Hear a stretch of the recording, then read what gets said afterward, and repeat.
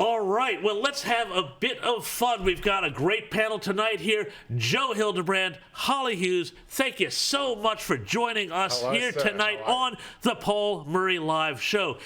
Both of you, I got to start. Well, James, you're really the interloper here. You're really the interloper. I'm the interloper. Joe and I with Paul normally. You're the new person here, James. Welcome to PM Live, James. Thank you, Joe. Thank you, Holly. Right. I think I might be being bullied here, Holly, and I'm going to be now, James. Joe and I'll be fine. Fine, I'll leave. You guys go have some fun. I'm going to go up Waterloo Road and get a Big Mac here. No, but seriously, both of you have to ask.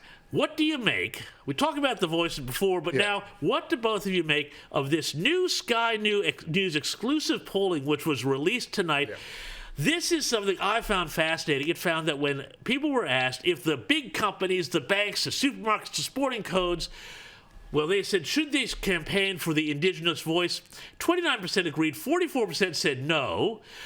Guys, does this suggest to you that this whole corporate campaign around the voice, I'll start with you, Joe, because I know you like the voice, that this is a very, very misguided thing, because the poll went on to say that when asked if they would shop differently based on the company's stance on the voice, 12% of people said they were more likely to use those, and 28% said they were less likely. Joe, I bet there's a lot of worried conversations happening in boardrooms right now. I wish there were more worried conversations happening on my side. I think I'm certainly having a lot of worried thoughts, but I think I am a supporter of the voice. I'm a supporter of the amendment as it's put, and we should just remember that we are just talking about that amendment. That is all that will be voted on. That was all the High Court will be left to interpret if it even gets the High Court, and that is all the actual Parliament will be able to implement when it does eventually work through the process. So I think all that 26 pages, 2,600 pages, or one page. Okay, we're not talking, but we're not talking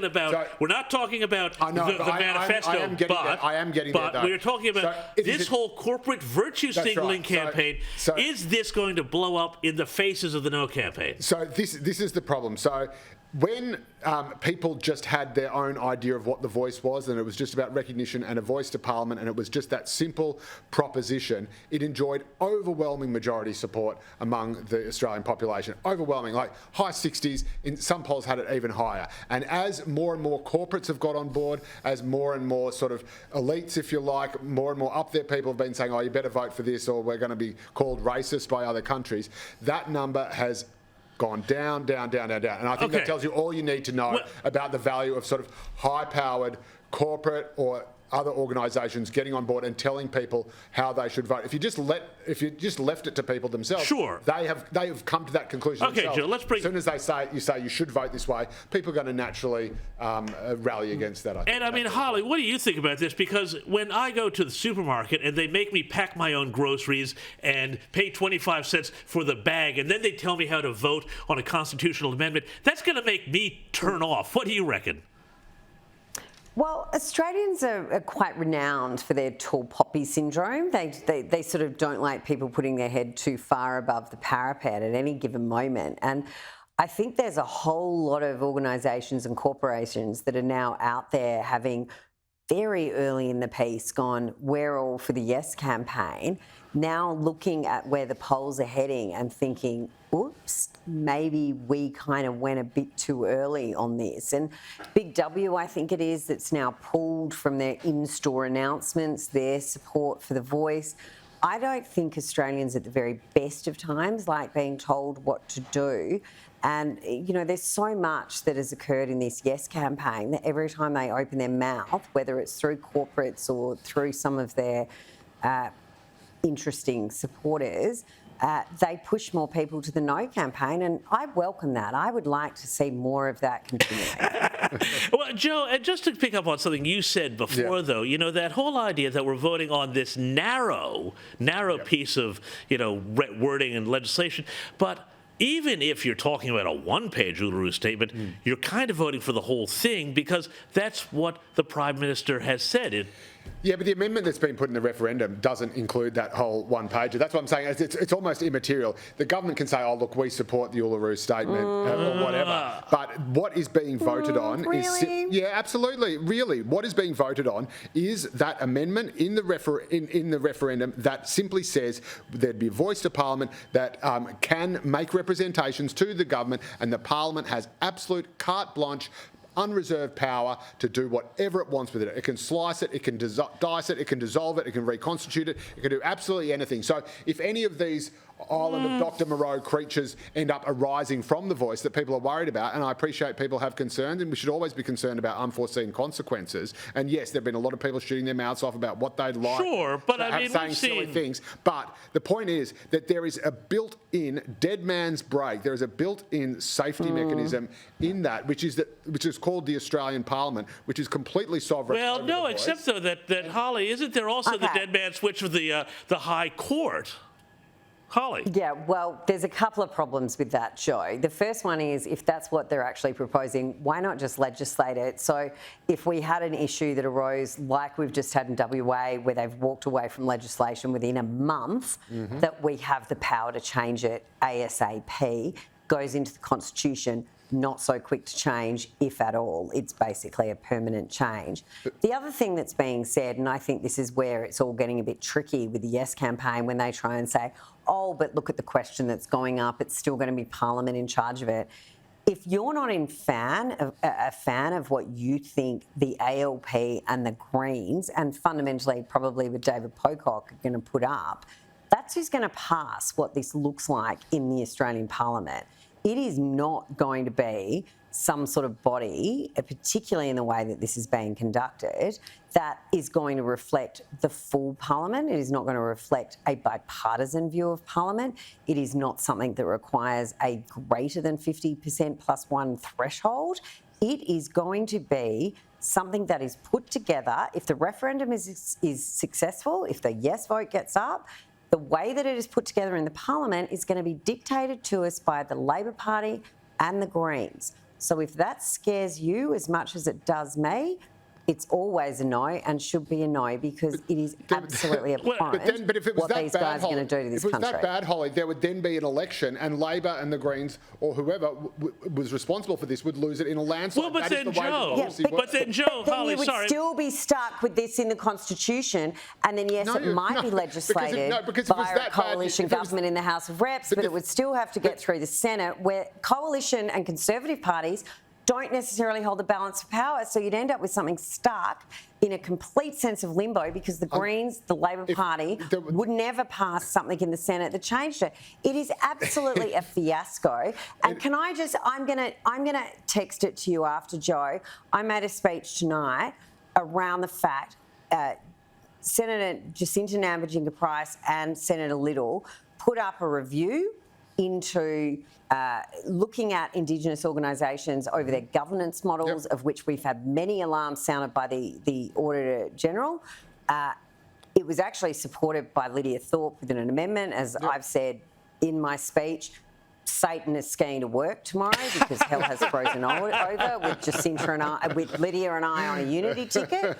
But it is opposed by the Greens and it is opposed by Labor. Any sort of oversight, looking into governance that has been condemned as ineffective by the Auditor General, yet this is what we can do today. Yeah, we can do this so Holly, now. so Holly, let's go to Joe here too, because I think you can respond to that, but also I want to move on also to Tony Abbott's comments, because I think that what Tony Abbott said there, when he talks about the kind of the creeping growth of the welcome to country question, and also, the whole sort of effort that seems to be out there to rename, remake, almost sort of delegitimize post-settlement Australia and say there was a sort of Edenic world and everything that's come after that is terrible. That's driving, I think, an awful lot of people away, because, again, you want to keep this, like the PM, want to keep this to this very narrow sort of question, but people even if they're not up to date on the way the legislation works and the way the Senate works and the crossbench and everything else that Holly just told us, they're concerned. They see the direction things are going, and they worry that this opens the door to a more sort of activist class to remake society. Why wouldn't they vote no on that? Look, I can completely understand how people see these sort of things and hear these sort of things, and it makes them very worried. I find it often very nauseating hearing the constant platitudes, which are effectively symbolic and absolutely nothing else. Like people getting up at every place they go to and acknowledge the Aboriginal traditional owners of the land. Well, they never give the traditional owners any rent, any money, any fee for actually appearing. It looks to me like we're at the headquarters of PricewaterhouseCoopers in Sydney CBD, but no, they're apparently it's owned by somebody else. So yes, that kind of empty symbolism frustrates me too, and I think there should be greater scrutiny of Aboriginal organisations. I have no problem with that whatsoever. But again, this is precisely the sort of thing that the Voice is designed to stop, not to further. The problem is there already is, if you like, a Canberra Voice. That is the business as usual we have already. There already are these organisations that you might argue, I haven't looked into it, but you might argue it, are not delivering. Certainly the fact that the gap is as strong and long as it is would indicate that whatever is happening now is not working. So again, you can keep doing the same thing over and over again and expecting a different result, or you can try something new. And again, just to go back to that conversation we were having earlier, the whole point of not legislating a specific model and then enshrining that in the Constitution is exactly to avoid the sort of consequences that Holly and other people are worried about, which is if it doesn't work or if it works for a certain amount of time and then it gets taken Holly, Holly, so the question is, you also, because they want something practical. I want to go to Holly on this. I want to go to Holly on this. Why not just something in the preamble and legislation?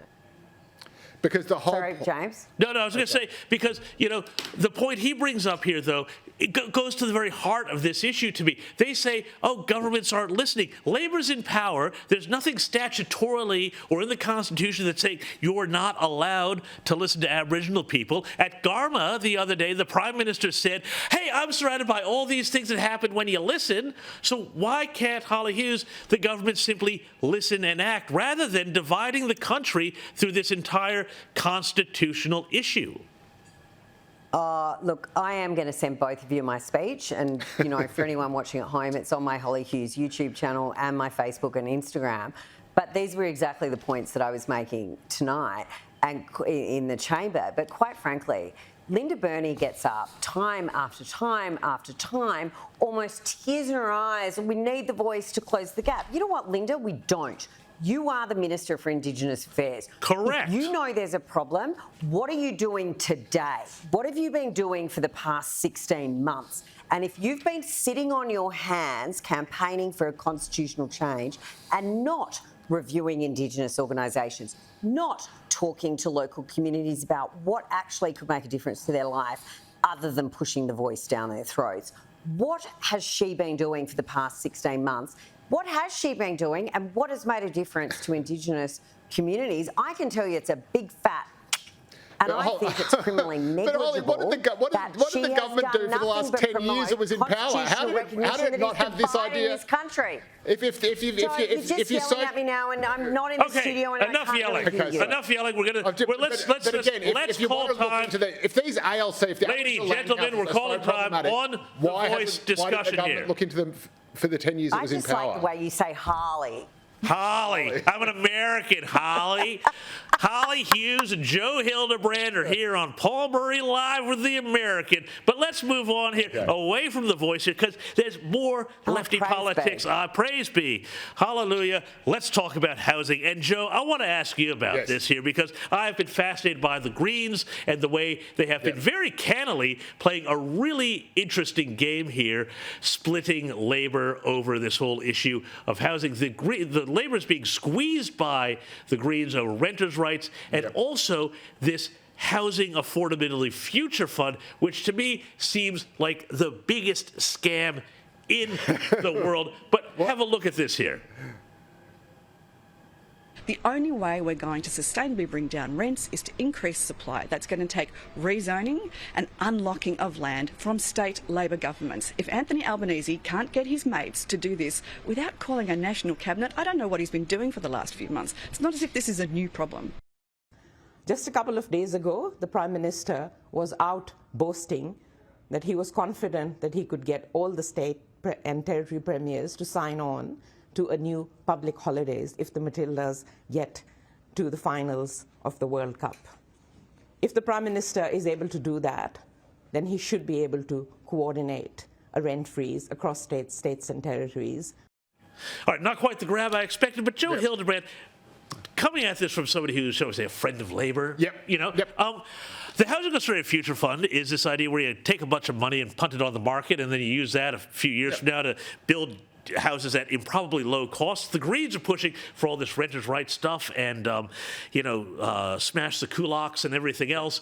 How is Labor going to get itself out of what looks like an increasing jam of its own making on housing? I'm not sure. One way out of it might be to call a double dissolution election in which the Greens would hopefully be evaporated, eviscerated and wiped from the face of the planet, because they are a bunch of economic vandals, they're a bunch of economic Neanderthals and a bunch of knuckle draggers who should have no business having anything to do with the Treasury benches, let alone housing policy. But This is why I love you, Joe. yeah, that's right. We agree on many things, Holly. But the Housing Future Fund, it's capitalism, baby. It's capitalism at work. It's the exact same model as the Future Fund that I believe was designed by Peter Costello. Pretty sure he wasn't a socialist in the Labor Party. It was designed by Jason Clare, who is about as far on the right of the Labor Party and the sensible Labor Party as you can get. He's awesome. He's a super guy from southwest Sydney. And the idea is that, yes, you have this $10 billion sitting there on the stock market. We all know off the books, too. We all know it's off the books. It's off the books. It's off the books. Holly, hang on, Joe. We're going to have to go to a break in a minute. Money Holly Hughes, talk us through this Housing Australia Future Fund. And I don't know that it quite seems like the capitalism that Joe's talking about, because when you divide the number of houses it's supposed to get by the returns, it seems like they're going to be awfully cheap houses they're going to be building. Yeah, it doesn't quite add up. And I mean, the fundamental thing that Labor doesn't seem to understand, and I mean, you could listen to many, many speeches, I'm sure in the reps, but certainly in the Senate, and particularly my favourite's when Paul Scar gets up with his economics book and he runs them through the basics of supply and demand.